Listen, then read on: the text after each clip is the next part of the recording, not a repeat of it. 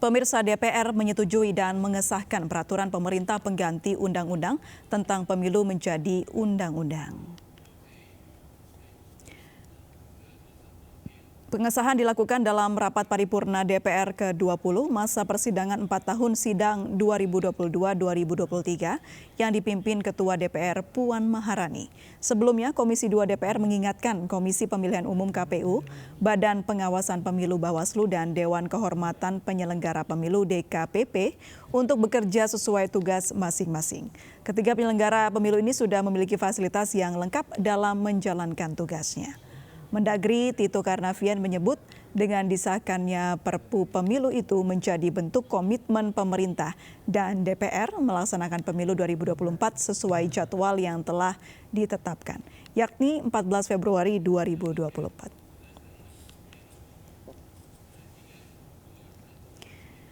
Pemirsa, pengesahan Perpu Pemilu menjadi undang-undang dinilai menjawab ketimpangan dalam undang-undang pemilu sebelumnya. Namun sejumlah pihak menilai tidak adanya urgensi penerbitan Perpu tersebut. Untuk mengulasnya, kita sudah bersama manajer program Perkumpulan untuk Pemilu dan Demokrasi Perludem, Fadli Ramadhanil. Selamat sore, Mas Fadli. Selamat sore, Mbak April. Baik. Mas Fadli, akhirnya DPR mengesahkan Perpu Pemilu yang seharusnya pada masa sidang sebelumnya. Tanggapan Anda? Ya, ini tentu sesuatu yang sangat terlambat ya, dan berpengaruh sebetulnya kepada konstitusionalitas Perpu yang disahkan itu. Saya kira ini Komisi Pemilihan Umum harus hati-hati kalau kemudian melaksanakan materi muatan yang ada dalam Perpu ini. Karena kita tahu bahwa Perpu ini harusnya disahkan atau kemudian diberikan objektifikasi oleh DPR pada masa persidangan yang lalu. Itu ketentuan yang ada dalam konstitusi. Karena Perpu ini sudah disahkan pada masa persidangan yang sebelumnya, artinya mestinya Perpu ini dibahas oleh DPR, disetujui atau tidak disetujui pada masa persidangan yang berakhir di bulan Februari lalu. Nah, artinya karena tidak ada pembahasan Perpu ini disetujui atau tidak disetujui pada masa persidangan yang lalu, mestinya Perpu ini sudah batal demi hukum, Mbak April. Jadi kalau disetujuinya baru sekarang, sebetulnya secara konstitusional Perpu ini bermasalah. Nah, ini harus hati-hati karena ada beberapa materi signifikan yang diatur dalam Perpu ini. Misalnya soal durasi kampanye, kemudian soal daerah pemilihan ya, yang menjadi lampiran dalam Undang-Undang Pemilu. Nah, ini yang kemudian pastinya harus ditinjau betul oleh KPU secara hukum.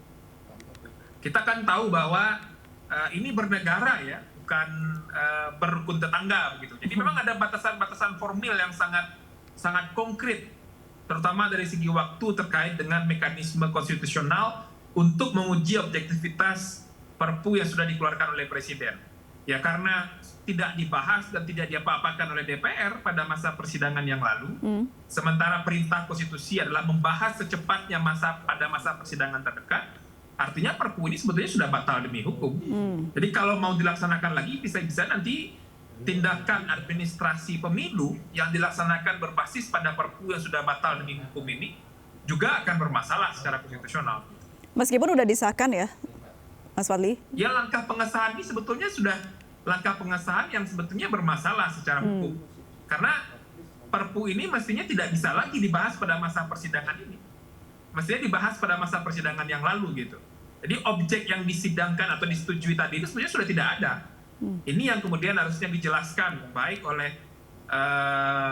DPR maupun oleh pemerintah. Begitu.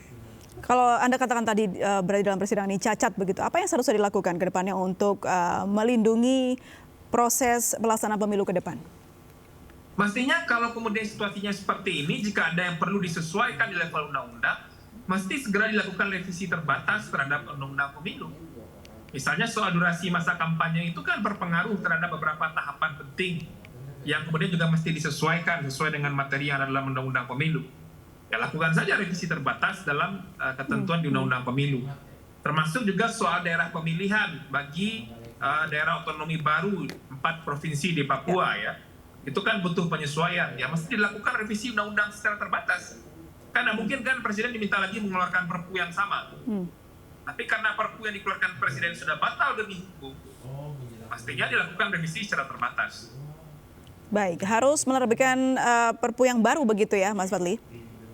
Ya pilihannya itu Mbak, kalau tidak revisi secara terbatas atau mengeluarkan Perpu lagi, tapi itu akan sangat aneh begitu ya. Perpu yang sama diterbitkan 2 kali. Kita kan tidak tahu ini kealpaannya di mana. Apakah tidak memakan waktu yang cukup lama, Mas Fadli? Gimana Mbak? Apakah tidak memakan waktu yang cukup lama untuk membuat lagi dari awal? Tidak perlu dibuat dari awal, lakukan revisi terbatas terhadap beberapa materi muatan yang ada dalam Undang-Undang Pemilu. Dan DPR dan Presiden kan sudah sering kali ya membuat revisi Undang-Undang Pemilu dalam waktu yang singkat dan kilat. Saya kira ini juga bisa dilakukan, apalagi ini sesuatu yang sangat penting dan jelas kepentingannya untuk penyelenggaraan pemilu di tahun 2024.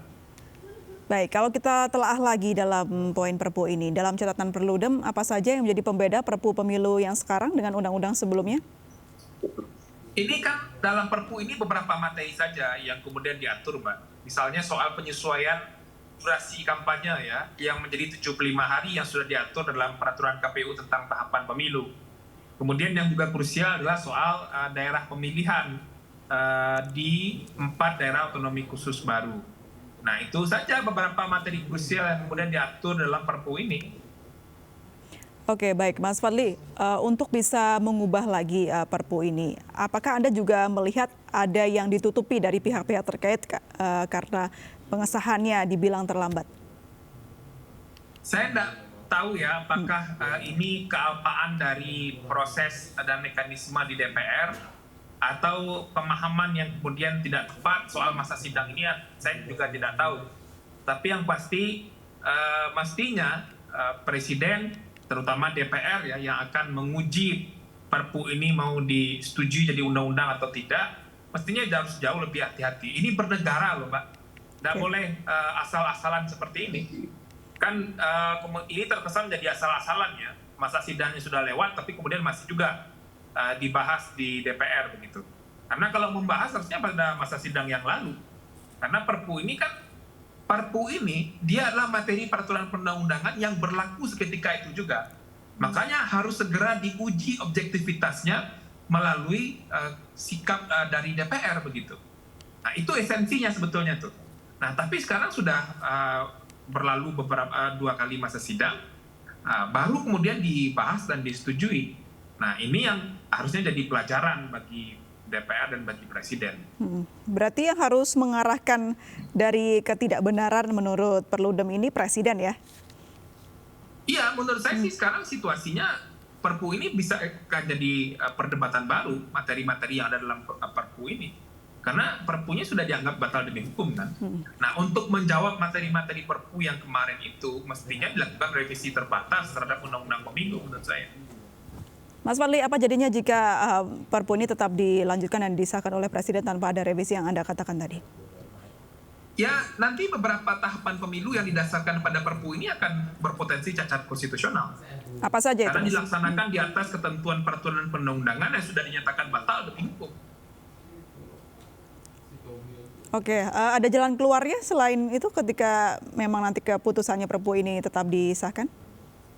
Tidak ada jalan keluar lain selain melakukan revisi terbatas terhadap undang-undang pemilu. Kecuali Presiden keluarkan Perpu baru.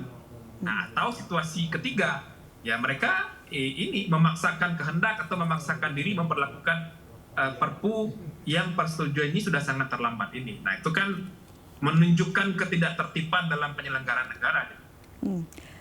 Dalam persiapan pemilu yang kurun waktu hitungan bulan, apakah ada dampaknya terkait dengan Perpu Pemilu yang menurut Anda terlambat ini? Jelas ada dampaknya, karena harusnya kerangka hukum pemilu itu sudah selesai menjelang tahapannya dimulai, Mbak. Nah, sekarang di tengah-tengah tahapan pemilu yang berjalan, kerangka hukum pemilunya bahkan di level undang-undang itu masih jadi perdebatan.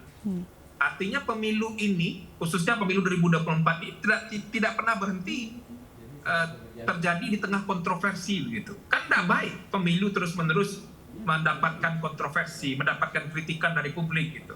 Dan jangan publik yang disalahkan mengkritik, tapi kemudian kebijakan-kebijakan dari pengambil kebijakanlah yang bermasalah, yang tidak konsisten dan tidak patuh pada konstitusi.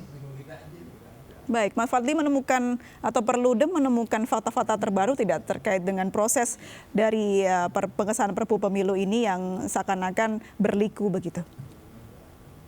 Ya makanya tadi saya bilang kita nggak tahu ini sebetulnya kealpaannya di mana. Apakah di DPR? Harusnya kan di DPR berarti ini karena proses persetujuan kan di DPR harusnya. Nah ini yang kemudian harus ditelusuri lebih jauh. Apakah DPR yang terlambat membahasnya atau seperti apa? Baik, dari poin-poin dalam Perpu Pemilu ada hal-hal yang menjadi catatan dari Perludem atau tidak, Mas Fadli? Iya, saya kira beberapa materi dalam Perpu itu sebetulnya menjawab apa yang kemudian diinginkan oleh DPR dan Presiden dalam rapat-rapat dengar pendapat dengan KPU. Soal mempersingkat masa kampanye yang kaitannya itu dengan pengadaan logistik pemilu, dan kemudian ya kebutuhan untuk kemudian membuat daerah pemilihan untuk DPRD provinsi dan DPR RI untuk daerah otonomi baru. Itu saja sebetulnya substansi pentingnya. Baik. Ya, kita harapkan insight atau saran-saran dari Perludem ini dapat didengar ya oleh pihak-pihak terkait yang juga memiliki hak untuk merubah kebijakan. Terima kasih Mas Fadli Ramadhanil, Manajer Program Perludem sudah bergabung dan berbincang bersama kami. Selamat sore. Selamat sore.